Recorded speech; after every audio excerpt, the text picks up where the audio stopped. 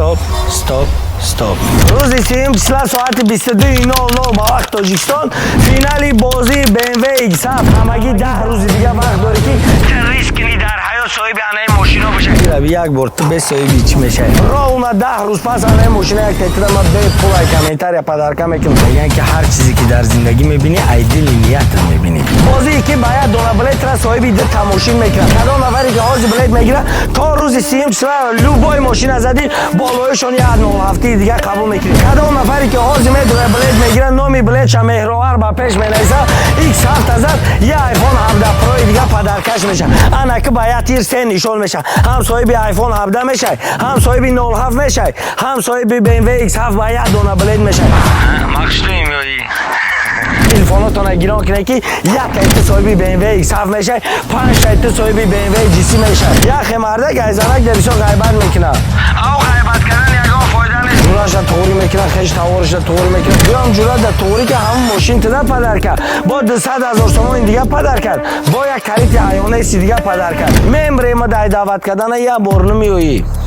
ایزو میکشی. ایزون نکش آخه گپا گفتی جواب شد. بگو حرکت در زندگی ریسک بچه. یو بای آدمیزاد در زورش میرسه. انا 55 سال زمانی اومده که تر صاحبی BMW X7 اصلا دل یک گل ده همه جا گل آخی. ایرا بی یک بار تو به صاحبی چی میشه؟ زیبی تعریف ناسم ده با یک کامنتار یا بار بس فکر کنم یا سلام منویسی صاحبی BMW X5 پلود الندر میشه. نه پلود الندر نه چورنی بومر که نه چورنی بومر یا دارین اگر هم این سالای مو اون کس که نه چورنی بومر تماشا کرده باشه 10 پلوس منسه تا صاحب BMW انا اون که نه چورنی بومر میشه که در نه چورنی بومر این BMW اشتراک کرده گه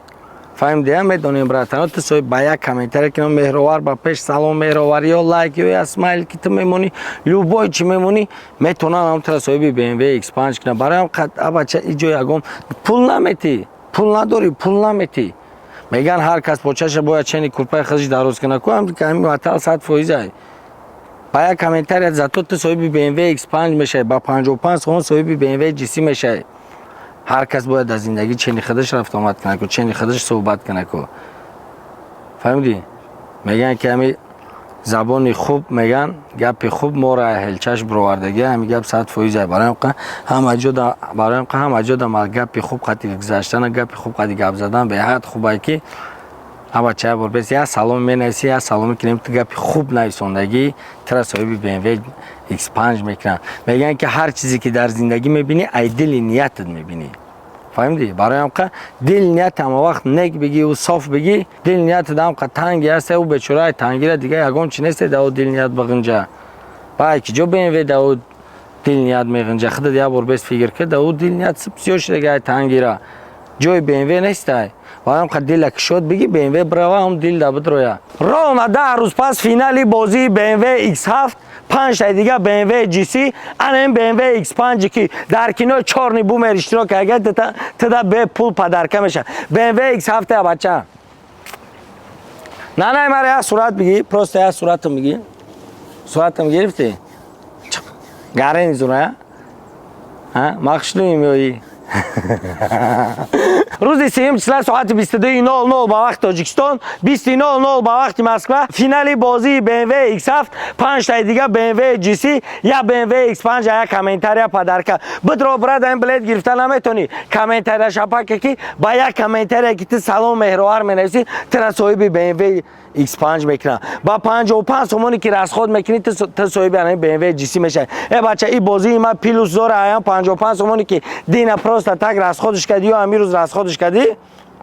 و اشکام تر رحمت نگفت نه کی بازی ما پیلوس داره تو میدونی که 55 تومانی که این روز راست خود کردی دینا راست خود کردی یگام پیلوس نداشت در زندگی این بازی ما پیلوس داره که تر صاحب BMW X7 میکنه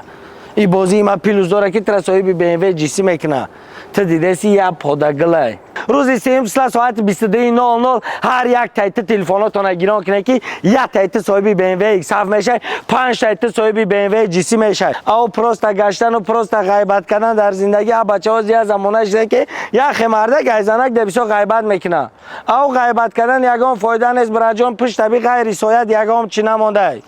24 ساعت تای هم درخت میشینی اول میگفتن که زنکای لای او میگفتن از یک مرده رفته در تای درخت همجا شته او دور غیبت تو او غیبت کردن پروستاتک شیشتن حرکت که در زندگی تا خوب که با او غیبت کردن تریا کس رحمت نمیگه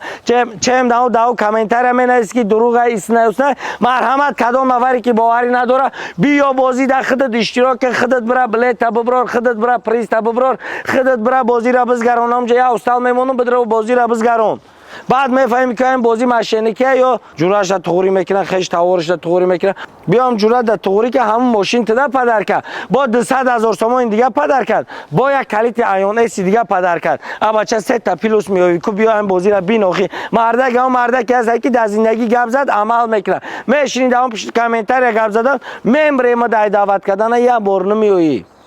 ایزو میکشی ایزون نکش آخه گپا گفتی جواب شد بگو هم وقت آخه دانم جان روزی 3 ساعت 22:00 با وقت تاجیکستان فینالی بازی 5 تا BMW GC یا BMW X7 یا BMW GC هم 10 روز پس یک تایید من BMW X5 به پولای کامنتاریا پدرکه میکنم راونا 10 روز پس انا ماشین یک تایید ما به پولای کامنتاریا پدرکه میکنم چی کامنتونی کامنتاریا شپک حرکت که بدرو حرکت که در زندگی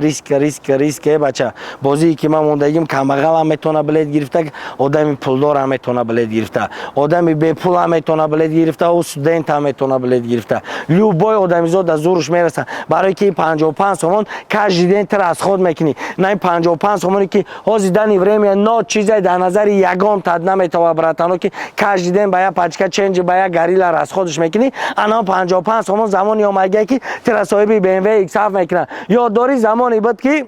ما بل کدمن زده میگشتیم زمانی بود که بل کدمن میزدی زمانی اومده که با 55 تومان تو صاحب انه BMW GC میشه زمانی اومده که با 55 تومان تو صاحب BMW X7 میشه همگی 10 روز دیگه وقت داری که ریسک کنی در حیات صاحب انه ماشینا بشه چم بهوده شیشتن برای یگان فایده نیست پگه یک کمبودی دا یا پلاژنی دا بزن پگه پرابلم دا بزن بعدا میبینی که جوره دبر ده هسته یا نیست امروز استارت روز 3 ساعت 22:00 فینالی بازی که باید دو بلیت را صاحب ده تماشین میکنه حاضی بدرو بلیت کدام نفری که حاضی بلیت میگیره تا روز 3 لوبای ماشین ازدی بالایشون یه 07 دیگه قبول میکنی انا که سر شید با کدام نفری که حاضی میدرو بلیت میگیره نامی بلیت چه مهروار با پیش مینویسه X7 ازد یه آیفون 17 پرو دیگه پدرکش میشه انا که باید تیر سه نشون میشه هم صاحب آیفون 17 میشه هم صاحب 07 میشه هم صاحب BMW X7 باید دونه بلد میشه روز 3 ساعت 22:00 با وقت تاجیکستان مرحمت فینالی بازی انمی قدر BMW بچه این بازی هسته که انمی ماشینای شما عبرتن بدر حاضی بلد بگی لوبای ماشین زدی دمسکو باشی بلد عبرت نتم تو ده عبرت نتم گیرم بیا ماشین قبول کن فورت برا خونه دا تو تکده بگرد فورت بر دادوری حوالی بمونه با عبرت دمسکو برا یا بگی بر رش مسکو ماشین چوره تو مسکو را میبرند بچه BMW X7 هسته که اقیانوس آرام هم میزگره این BMW GC تا مسکو را لوبای تش میگیره میبرند روز 3 ساعت 22:00 با وقت تاجیکستان مرحمت بیا فینالی بازی مرحمت حرکت که تو صاحب BMW X7 میشه مرحمت حرکت که تو صاحب BMW GC میشه که شاه جایزه BMW X7 رقم 39 واتساپ دوشنبه سیتی داره التماس دانو میام جانم صبر کنیم بلیت براتانو بلیت هم میره بچه انیره یگانه بازی X7 میگن مردم استاپ روز 3 ساعت 22:00 با وقت تاجیکستان فینالی بازی BMW X7 بازی که یگانه و ارزنده و زیبنده که صاحب انه BMW X7 میکنه با 55 تومان